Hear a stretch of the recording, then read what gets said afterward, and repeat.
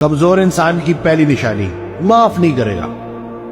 آپ کبھی اس کے ساتھ بیٹھ جائیں تو 5 سال 10 سال پرانا قصہ، کسی کا دیا ہوا دھوکہ، کسی کی ہوئی بری بات وہ یاد کر کے ریپیٹ کرتا رہے گا کہ اس نے میرے ساتھ ایسا کر دیا تو پھر میں نے ایسا کر دیا۔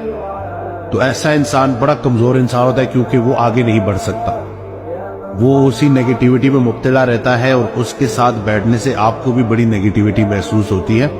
تو محتاط رہیں، کیونکہ معاف کرنا بہت بڑا عمل ہے۔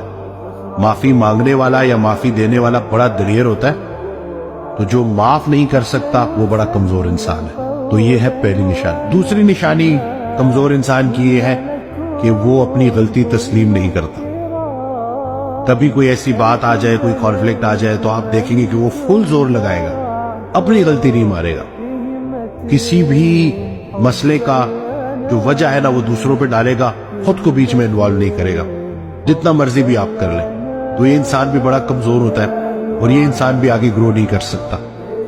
جو انسان غلطی کرے اور فوراً معافی مانگے اور بولے کہ جی واقعی اس میں میری غلطی تھی، مجھ سے کوئی کمی رہ گئی، وہ انسان بہت آگے نکلتا ہے اور اللہ اس کو بڑا نوازتا ہے۔